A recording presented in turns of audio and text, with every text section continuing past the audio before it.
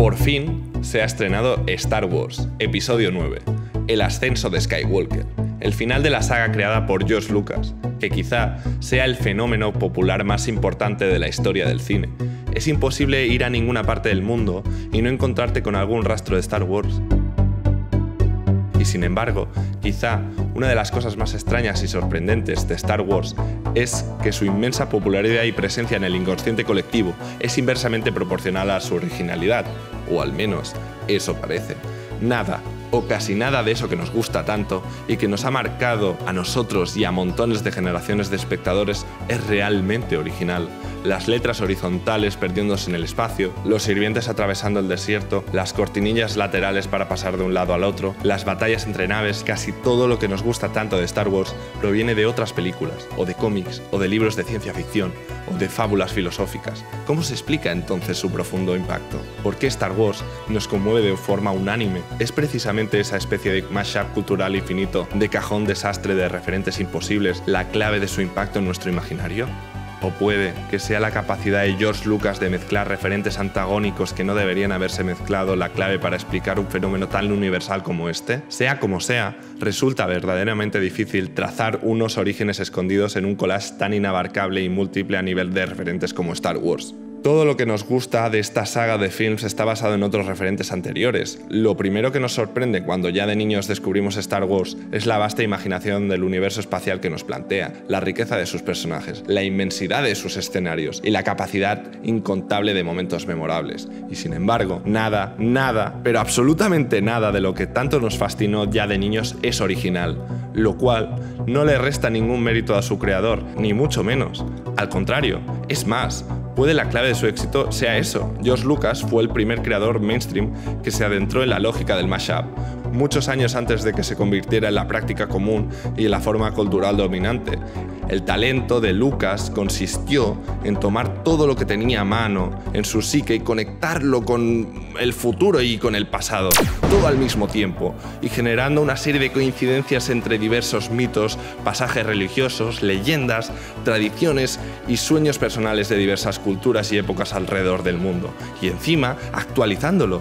En el fondo, el relato esencial de Star Wars responde a la estructura básica del viaje del héroe como ciclo basado siempre en los mismos principios, el mundo normal del héroe, la llamada en la aventura, sus reticencias, el encuentro con el mentor o la ayuda sobrenatural, el cruce en los umbrales, el abandono del mundo ordinario para entrar en el mundo mágico. El héroe se enfrenta a pruebas, encuentra aliados y confronta enemigos, de forma que aprende las reglas del mundo especial por el camino. Todo esto está en Star Wars. La mayoría de grandes aventuras populares responden a esta estructura profundamente arraigada en las historias y leyendas populares. Karate Kid, Matrix, Harry Potter, El Señor de los Anillos y tantas otras historias populares recientes basadas en esta estructura.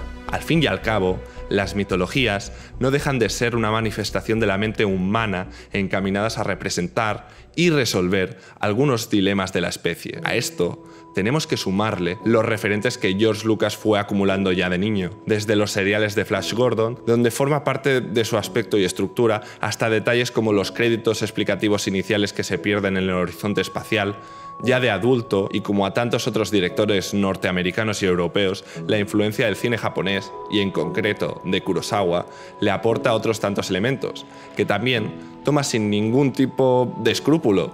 La fortaleza escondida de Kurosawa es prácticamente igual al episodio 4 de Star Wars. Casi mismo argumento. Una princesa que atraviesa un buen número de peligros bajo la protección de un dispar grupo de aventureros, entre ellos uno alto y otro muy bajo, que atraviesan el desierto en busca de la ayuda de un héroe. También de Kurosawa toma las peleas con espadas, un villano samurái al que le falta un brazo, las transiciones de escena a escena mediante esos característicos barridos para pasar de un espacio a otro, hasta el nombre de Jedi proviene del género Jidaigeki, los dramas de época protagonizados por samuráis. Pero la cosa no acaba aquí. George Lucas toma también los westerns como Centauros del Desierto o del bueno, el feo y el malo, de las películas de guerra de los 50, las películas de aventuras de Sinbad y hasta Lawrence de Arabia contiene elementos idénticos a los que vemos en la trilogía original y hasta en las precuelas. Y por si eso fuera poco, tenemos que sumar tebeos como Valerian y Laurin, el clásico francés de la ciencia ficción, Robin de los Bosques o la innegable influencia de clásicos de ciencia ficción como Dune de Frank Herbert, que junto a otros autores de ciencia ficción fundó la We're Too Big to Sue George Lucas Society, sociedad somos demasiado grandes para demandar a George Lucas, una sociedad anti-George Lucas, creada como una forma de protesta pacífica por la que consideran un gran expolio cultural de sus obras. Pero cuidado, hay mucho más. Star Wars toma también aspectos concretos de Casablanca. C-3PO se parece enormemente a la creación robótica de Metrópolis. Los elementos más cósmicos de Star Wars y su escala espacial son idénticos a los de 2001. Y de las películas de ciencia ficción de los 50 toma otras tantas cosas. Montones, de hecho, como el comunicarse mediante hologramas o uno de los robots, por ejemplo, que están tomados de Forbidden Planet. Por coger, George Lucas coge cosas hasta del Triunfo de la Voluntad, la infame película de propaganda nazi dirigida por Leni Riefenstahl. En resumen, lo asombroso de George Lucas es que Star Wars no va de sus referencias, sino de cómo canalizar el inconsciente colectivo y alumbrar a un universo propio más allá de tus referentes, impactando de forma nunca vista en toda una sociedad y alumbrando el cine comercial tal y como lo conocemos hoy en día.